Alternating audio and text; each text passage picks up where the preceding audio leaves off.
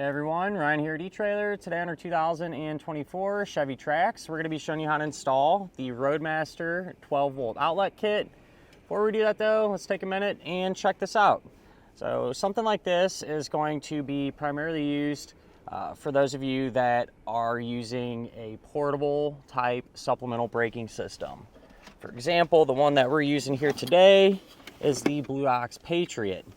And the reason that you would need something like this is to have a dedicated power source for your supplemental braking system to draw power from.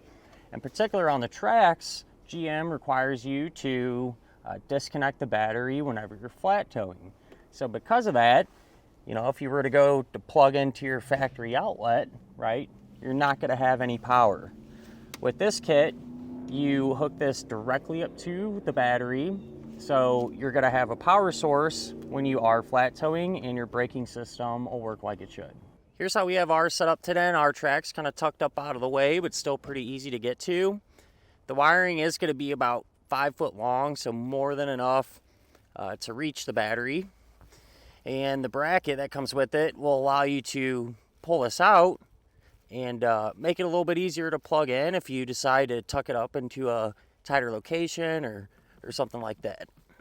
The kit is going to provide us with 20 amps, so more than enough for pretty much any supplemental braking system, portable type braking system that's out there.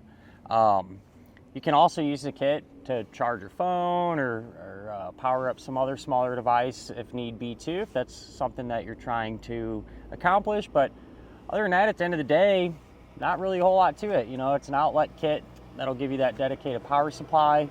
One thing that I like to do differently with this particular kit though is change out the fuse holder that comes on it. So this is the type that comes on it, and nothing wrong with it. It works and everything. It'll keep everything protected, but it uses the older glass tube style fuse there. Like I said, it'll work, but you know, nowadays a lot of people probably don't have extras of that type laying on hand. So if it were to pop or have an issue, you might have to go out of your way to find another fuse. So I like to change them out to this type of fuse holder, just kind of your standard bladed fuse, just for convenience really. My thought is, you know, a few more bucks to grab one of these and you have something that's a little more updated and a little bit easier to find fuses for, but that's entirely up to you. You know, I just figured I'd share that thought. As far as the installation goes, really not too bad. You know, you hook your wires up to the battery, mount your plug-in up here under the dash, and that's really all it consists of.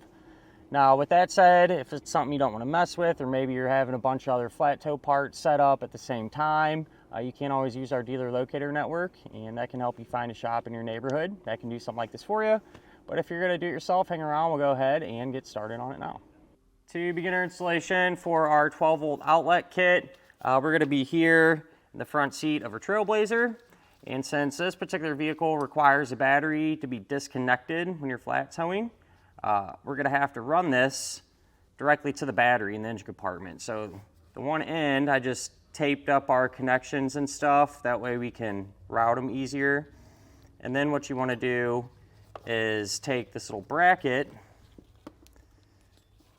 put that on, feed it all the way through, and then what it'll do, you know, we'll eventually mount this up, and by setting it up this way, if you ever need to pull that out to get more length or anything like that, you can do so.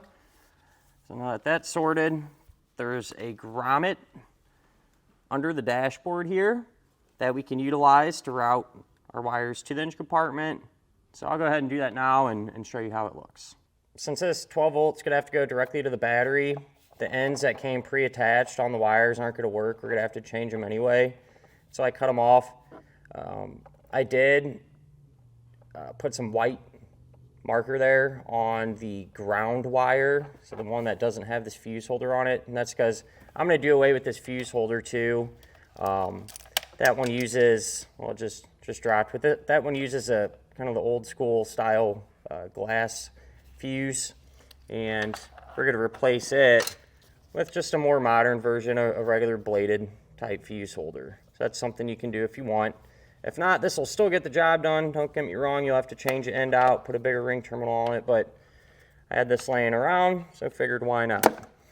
So, with that said, I'll cut this out of the way too, and we'll strip the end back.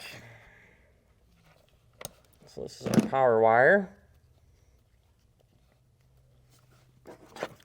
Take our fuse holder, and I already attached a butt connector and ring terminal to it. We'll slide that over the bare end of the wire, crimp it down. And then for the ground wire,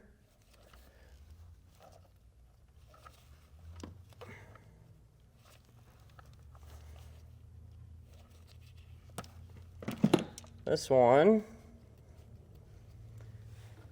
you're just going to want to put a little bit bigger ring terminal on there that fits around the ground post on our battery.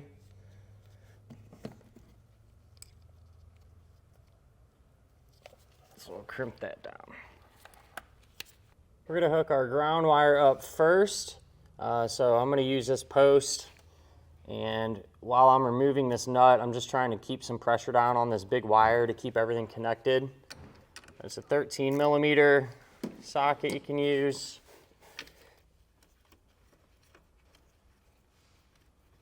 And pull that nut off.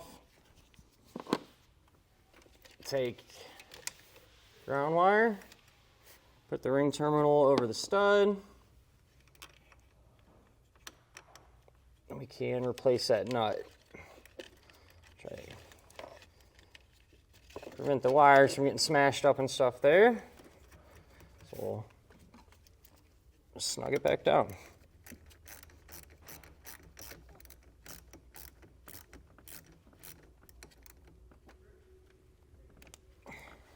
For our positive one, whether you're using a different fuse holder or the one that came with it, you want to make sure that the fuse is not installed in it while we're hooking this up. And since later on we'll have to disconnect the battery, I don't really want to use this post. I think I'm just going to use this one here. And with these, you can't remove the nut completely, at least not very easily. And so what I'm going to do, I'm going to take our ring terminal, cut an opening in it, and kind of make it a little bit smaller. I've been in these in some. And what we'll do is just loosen this nut up with a 10mm.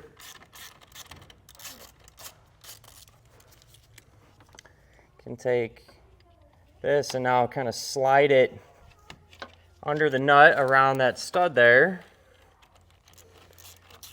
We'll get this tighten back down.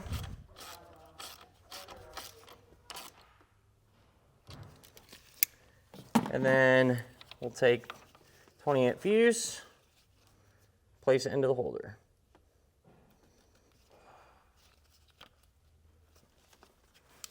The only thing left to do now is come back here and figure out a spot where you want to mount up the little bracket that holds the outlet in. I just chose to do it on this kick panel. Couple of screws right into the side will keep it secure. Really the only thing you need to pay attention to, whatever you drill into, make sure you're not going to hit nothing important behind there, wiring or things like that. With everything hooked up, it's a good idea just to test our 12-volt outlet to make sure that it's working properly. So I'm just going to pull it out from our bracket there, and we're using this with a supplemental braking system, so we'll plug that in. We have the light illuminated. We'll power up our system. It's getting power and working as it should, going through everything. So I think it's safe to say that our 12-volt kit is providing sufficient power. And with that said, that'll finish up our look at and our installation of the Roadmaster 12-volt outlet kit on our 2024 Chevrolet Trax.